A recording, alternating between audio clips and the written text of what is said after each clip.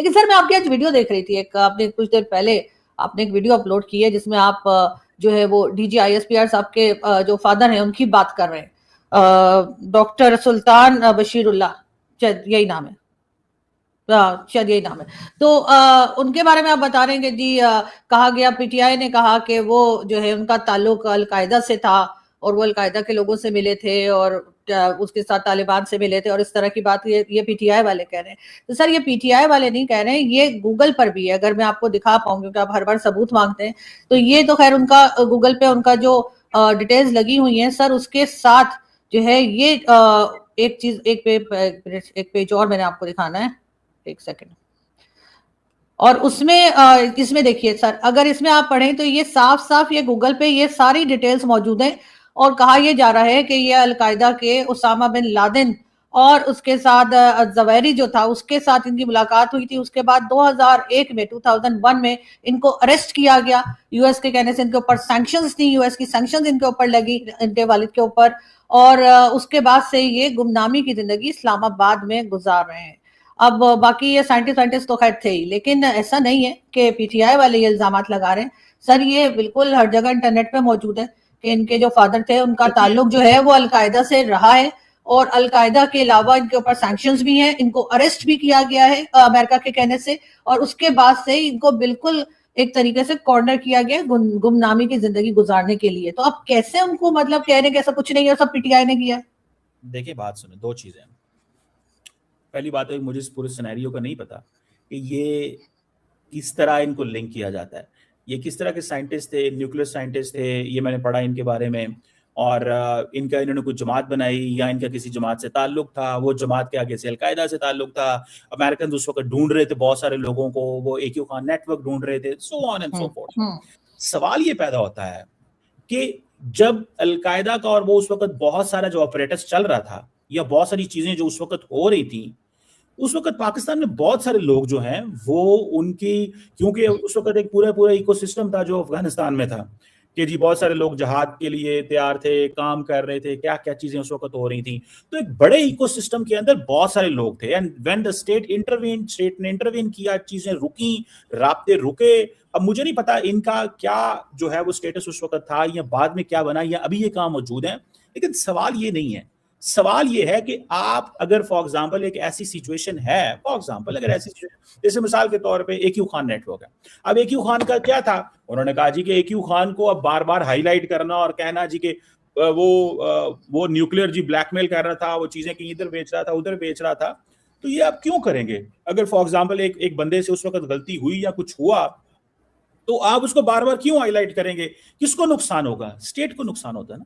तो यही एक पॉइंट है कि अगर आप DGISPR को इस तरह हिट करेंगे तो किसको नुकसान होता है? स्टेट को नुकसान होता है। लेकिन सच को तो आप नहीं छुपा सकते ना, आप जो कह रहे हैं कि नहीं पता, आपने नहीं पढ़ा, मैं आपको ये पूरी लिस्ट भेज दूंगी, 4 या 5 पेजेस का ये डिटेल्स है और इसमें साफ लिखा है कि UN सैंक्शंस इनके ऊपर लगी थी, उसके बाद पाकिस्तान स्टेट ने इनको अरेस्ट किया और उसके बाद से इनको ऐसे रखा। तो सर देखिए बाप ने कुछ भी किया हो, आप उसका इल्जाम बेटे को नहीं दे सकते, लेकिन आप हिस्ट्री को भी नहीं बदल सकते कि उनके बाप क्या थे और क्या करते रहे हैं। ये यहाँ पे झूठ नहीं कह रहे पीटीआई वाले, I am not PTI supporter, ना मैंने इमरान खान को वोट डाला है, लेकिन मैं साफ बता रही हूँ कि सवाल ये है कि क्या DGISPR का इस चीज से कोई लिंक है? सर लिंक हो ना, उनके फादर तो है ना, वो ये इतना ही लिंक है ना, बाप बेटे का लिंक है, उससे ज्यादा तो कुछ नहीं। मैं कहता हूँ DGISPR का क्या इस चीज से कोई लिंक है?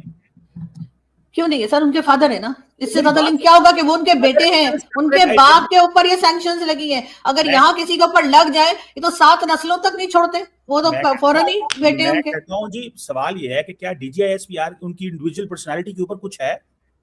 नहीं, उनके ऊपर तो नहीं है। सुन लेना, अब बात सुनिए, अगर उनके ऊपर कुछ नहीं है, so you bring his family in, आप उसकी फैमिली को अंदर लेके आ रहे हो, और वो भी उस वक्त की जो मुशर्रफ दौर में सिचुएशन थी, क्या थी, कैसे बनी, I don't know and I don't want to go in detail because Musharraf ने नहीं बनाई, UN सैंक्शंस लगी है, UN ने बनाया है। दौर में था ना, मुशर्रफ दौर की बात कर रहा हूँ, वो तो उसने AQ खान को भी पकड़ के बहुत कुछ हो गया था सारा कुछ। सवाल ये है कि जब आप DGISPR को ये लिंक करेंगे इसके साथ, तो basically you are harming the state of Pakistan, और जो लोग इसको सपोर्ट करेंगे इस आर्गुमेंट को और इसको लिंक करेंगे डेलिब्रेटली, सर हमारे लोग तो वो भी लिंक करते हैं कि जो 71 में हथियार डाले थे वो इमरान खान न्याजी होने की वजह से इमरान खान को लिंक करते हैं कि जी वो भी न्याजी था, और ये भी नहीं आती है, उनके पता नहीं चचा थे, ताया थे, कि पता खुदा जाने कौन से रिश्तेदार थे। तो सर इमरान खान को आपके लोग वहां भी तो लिंक करते हैं, तो ये तो फौरी रिश्ता है ना बाप बेटे का, तो लिंक तो किया जाएगा। आप आरजू काज़मी ये कह रही है कि डीजीआईएसपीआर का जो वालिद है वो अलकायदा के साथ लिंक है, तो डीजीआईएसपीआर भी अलकायदा के लिए काम करता है? मैंने ये नहीं कहा, मैंने ये कब कहा कि वो भी फादर इन, आप क्यों उनके, मैं आपको ये बता रही हूँ कि ये सारी डिटेल्स इंटरनेट पे मौजूद है, क्योंकि आज आपका वीडियो जो मैंने देखा उसमें तो आप कह रहे थे ऐसा कुछ है ही नहीं। मैंने क्या बात की है और मैं क्या बात कर रहा हूँ? मैं सिर्फ एक बात कर रहा हूँ कि आप यू गेट सो लो, आप इतने घटिया बन जाते हैं कि आप अपनी सियासत करते करते आप फैमिलीज तक पहुंच जाते हैं, and then you hit the state. आप स्टेट को नुकसान पहुंचा रहे होते हैं, आप अपनी सियासत नहीं कर रहे, आप स्टेट को नुकसान पहुंचा रहे हैं। मेरा इसमें पॉइंट ऑफ व्यू ये है, मेरा इससे पॉइंट ऑफ व्यू ये, देखिए ना तो मुझे, मैं उस 2001 जब ये इवेंट है, ना तो मुझे उस वक्त का पता है, ना मुझे अभी का पता है। नहीं सर देखिए, जो बाप दादा होते हैं ना उनका शजरा जो हमारे होता है वो देखा जाता है, ऐसा नहीं है। मैं कहता हूँ जी, वो उनका कुछ नहीं है। मैं कह रही हूँ डीजीआईएसपीआर साहब को मैं नहीं कह रही कि वो उनका कोई अलकायदा से, लेकिन मैं कह रही हूँ कि फादर का लिंक रहा है। आपके लिए क्यों इंपॉर्टेंट है ये बंदा? Because you are linking him with, जैसे पीटीआई लिंक कर रही है। देखिए दो चीजें, मेरा आर्गुमेंट क्या है जरा सुनिएगा। मेरा आर्गुमेंट बड़ा सिंपल सा है, you are hitting the state, आप स्टेट को हिट कर रही हैं, स्टेट को नुकसान पहुंचे। जैसे इंडिया है फॉर एग्जांपल, वो आपको नुकसान पहुंचाएगा ना, ऐसी चीजें ऐसी बातें लोग करके नुकसान पहुंचाते हैं, ठीक है। तो जैसे फॉर एग्जांपल कल जब इमरान खान ने जनरल आसिम मुनीर को हिट किया, तो अगले दिन ही आज डॉक्टर जयशंकर की स्टेटमेंट थी कल के हमारी लड़ाई पाकिस्तान में फौज के साथ है। जो बात इमरान खान कहता है मेरी लड़ाई फौज के साथ है, जयशंकर भी वही कहता है। So this is all, you build a narrative on the situation. आप एक सिचुएशन पे नैरेटिव बिल्ड करते हैं, and then you make things, cook things, and you build it. मुझे इससे कोई गर्ज नहीं है कि डीजीआईएसपीआर या उनके वालिद या उनकी फैमिली क्या कर रही है। मुझे लिंक है with the state of Pakistan, मुझे लिंक है और मुझे इंटरेस्ट है with the state of Pakistan कि आप अपनी सियासत जरूर करें, but don't hit the state. रियासत को नुकसान नहीं पहुंचना चाहिए। आप अपनी सियासत में, जल बाजवा है फॉर एग्जांपल, इंडिपेंडेंट एंटिटी है, जो मर्जी कहें आप, he is retired guy, but the question is कि जहां पे रियासत के इंटरेस्ट को नुकसान पहुंचे, स्टेट के इंटरेस्ट को नुकसान पहुंचे, और वो लोग जो चाहें कि हम अंदर से पाकिस्तानी हो लेकिन इनफैक्ट वो चाहें कि स्टेट को नुकसान हो, मैं समझता हूं कि वो भी, दैट इज नॉट फेयर। आप सियासत करें, क्रिटिसिज्म करें, कंस्ट्रक्टिव क्रिटिसिज्म करें, गुस्सा निकालें, but the interest of the state जहां पे आप रह रहे हैं उसको नुकसान नहीं होना चाहिए, कोर इंटरेस्ट को। ये मेरा एक व्यू है।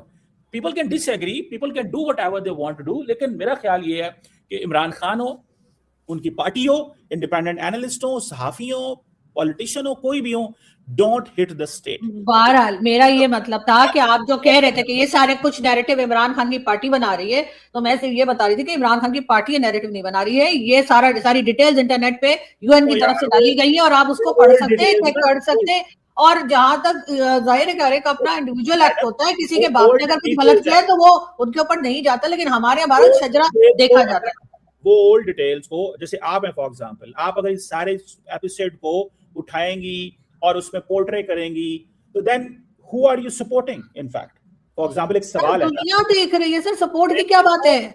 दुनिया देख सकती है, गूगल पे मौजूद है। मैंने भी गूगल से आपका शो देखने के बाद मैंने गूगल चेक किया, मैंने कहा पता नहीं पीटीआई वाले ऐसा क्यों कर रहे हैं। फिर मुझे ये सारी डिटेल्स मिली, मैंने ये पढ़ी, क्योंकि आप हमेशा मुझे कहते हैं मैं बगैर सबूत के बात कर रही हूँ, तो मैंने कहा मैं सबूत भी दिखा दूंगा आपको। छोड़ दें, देखिए मैं ये बात नहीं कर रहा, आप जो मर्जी कहें, हम अंदर से वो कह रहे होते हैं ना, मजा ले रहे होते हैं कि सिचुएशन में रियासत, आपकी बात नहीं कर रहा, आप क्यों अपने आप ले रही हैं?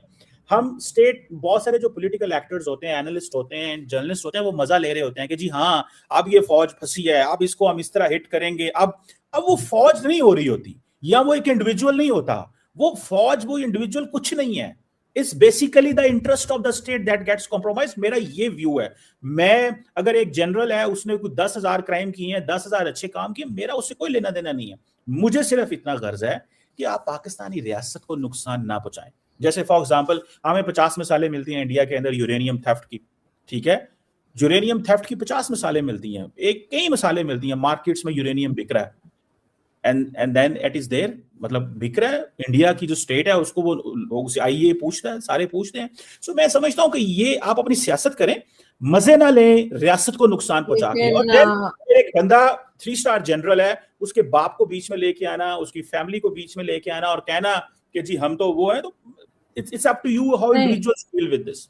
खैर सर, बहरहाल पॉलिटिकल पार्टी ने ऐसा नहीं किया था, बल्कि ये डिटेल्स इंटरनेट पर हैं, और किसी को भी हमारे यहाँ हिंदुस्तान पाकिस्तान या हमारी साइड पे तो सर बाप दादा और सारा शजरा देखा जाता है और बात की जाती है। ऐसा नहीं, और इमरान खान को भी न्याजी होने की वजह से ताने ना पड़ रहे होते कि जी न्याजी ने हथियार डाले थे तो ये भी न्याजी, इस तरह की बातें भी लोग करते रहे और हमने सुनी है। दोस्तों, आरजू ने सवाल पूछा तो अचानक चीमा साहब को रियासत याद आ गई। सच सामने आते ही चीमा और उनके जैसे लोग स्टेट के चौकीदार बन जाते हैं। सच पर सवाल पूछने पर उनके स्टेट का नुकसान होने लगता है। लेकिन दोस्तों, नुकसान सवाल से नहीं, झूठ से होता है। दोस्तों, अगर यूएन के वेबसाइट पर नाम लिखा है और अगर अमेरिका के कहने पर गिरफ्तारी हुई है तो सच बोलना कब से गुनाह बन गया। आरजू ने ये नहीं कहा कि DGISPR आतंकी है, उसने सिर्फ रिकॉर्ड दिखाया। दोस्तों, जब इमरान खान को नियाजी कहकर 1971 से जोड़ा जाता है तब चीमा साहब की स्टेट को चोट नहीं लगती, तब उनकी रियासत सुरक्षित रहती है। दोस्तों, चीमा साहब की सच यह है कि उनको दिक्कत सवाल से नहीं बल्कि सवाल पूछने वाली से है। चीमा चाहते हैं कि फ़ौज सत्ता लाए, सत्ता गिराए, लेकिन कोई पूछे नहीं कि क्यों, और जो पूछ ले उस पर स्टेट दुश्मन की थप्पा लगा दो। दोस्तों, आरजू ने वही कहा जो पाकिस्तान का हर पढ़ा लिखा इंसान जानता है। वहाँ चुनाव नहीं चयन होता है, वहाँ जनता नहीं जनरल तय करती है कि कुर्सी पर कौन बैठेगा। दोस्तों, अगर फ़ौज सियासत में नहीं होती तो हर प्रधानमंत्री आर्मी चीफ को लेकर विदेश क्यों जाता है। आरजू का कसूर सिर्फ इतना है कि उसने यह खेल खुले शब्दों में कह दिया। दोस्तों, चीमा साहब भारत का डर दिखाकर अपने घर की सच्चाई छुपाते हैं। भारत सवाल करता है क्योंकि भारत की सत्ता जनता की हाथ में है। पाकिस्तान में जनता की सवाल दबाया जाता है क्योंकि सत्ता बंद कमरों में तय होती है। दोस्तों, स्टेट सवाल से नहीं टूटती, स्टेट झूठ से टूटती है। सच बोलेगा, सच जिंदा रहेगा, और झूठ जैसे हमेशा होता है बेइज्जत होकर गिरेगा। तो दोस्तों, आपकी क्या राय है कमेंट कर बताइए और वीडियो को एक लाइक ज़रूर करें।